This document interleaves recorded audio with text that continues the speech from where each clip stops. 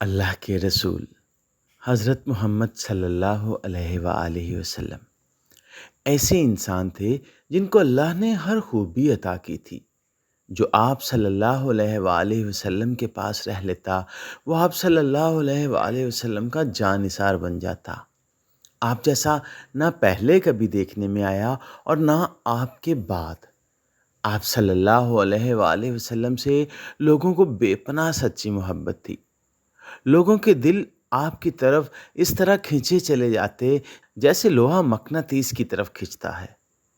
آپ صلی اللہ علیہ وآلہ وسلم کے صحابہ اکرام نے آپ سے ایسی محبت کی ہے، ایسی جان فدا کی ہے اور ایسا آپ صلی اللہ علیہ وآلہ وسلم کا حکم مانا ہے کہ اس کی کوئی مثال نہیں ملتی۔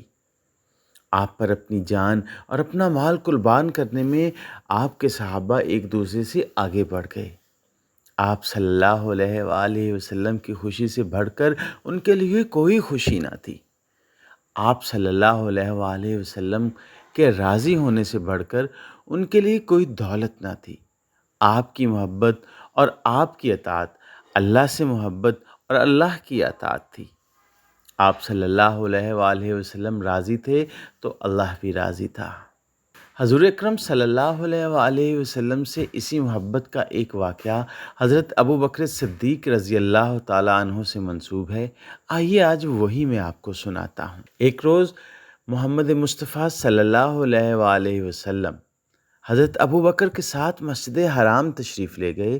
وہاں حضرت ابو بکر نے لوگوں کو اللہ اور اس کے رسول صلی اللہ علیہ وآلہ وسلم کی طرف آنے کی دعوت دی۔ یہ پہلا موقع تھا کہ کسی نے حرم شریف میں اس طرح کھل کر لوگوں کو اسلام کی طرف بلایا ہو۔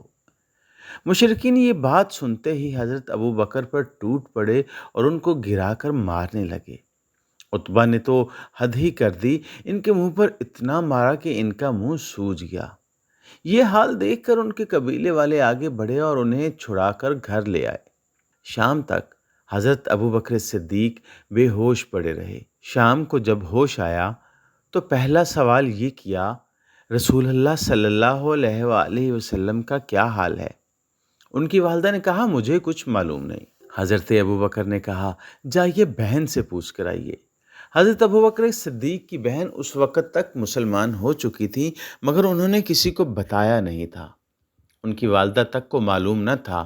ان کی والدہ نے جا کر جب ان سے پوچھا تو وہ خود حضرت ابو بکر کے پاس دوڑی چلی آئیں۔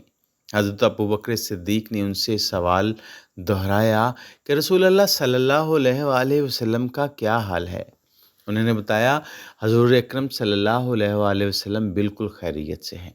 حضرت ابو بکر نے کہا، واللہ میں اس وقت تک نہ کچھ کھاؤں گا نہ پیوں گا جب تک اللہ کے رسول کو خود دیکھ نہ لوں۔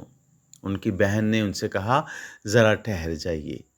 پھر جب کچھ وقت گزر گیا تو وہ اور ان کی والدہ حضرت ابو بکر کو سہارا دے کر حضور اکرم صلی اللہ علیہ وآلہ وسلم کے پاس دار ارقم میں لے گئیں۔ حضرت ابو بکر کا حال دیکھ کر رسول اللہ صلی اللہ علیہ وآلہ وسلم کی آنکھوں میں آنسو بھر آئے۔ آپ رسول اللہ نے جھک کر انہیں چوم لیا۔ حضرت ابو بکر صدیق نے عرض کیا، میرے ماں باپ آپ پر قربان، یہ میری ماں اپنے بیٹے کے ساتھ حاضر ہیں، آپ صاحب برکت ہیں، ان کو اللہ کی طرف دعوت دیجیے اور دعا فرمائیے کہ اللہ ان کو دوزخ کی آگ سے بچا لے۔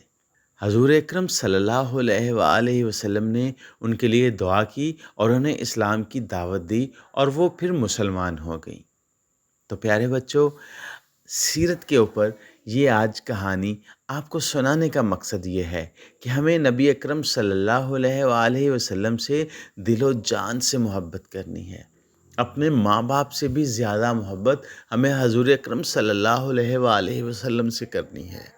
یہ محبت ہمیں انشاءاللہ آخرت میں اللہ کے عذاب سے بچا لے گی، اور یہ محبت ہوگی جو ہمیں دین اور دنیا میں صحیح راستے پر لے کر چلے گی۔ تو آئیے اس کہانی نگر چینل کو سبسکرائب کرتے ہوئے بیل آئیکن کے بٹن کو ضرور پریس کر دیجئے تاکہ آنے والی تمام کہانیوں کا نوٹیفیکیشن آپ کو ملتا رہے۔ کہانی کو لائک کیجئے اور کمنٹ سیکشن میں اپنے جذبات کا اظہار ضرور کیجئے کہ آپ کو ہماری کہانیاں کیسی لگ رہی ہیں۔ اجازت دیجئے، اللہ حافظ۔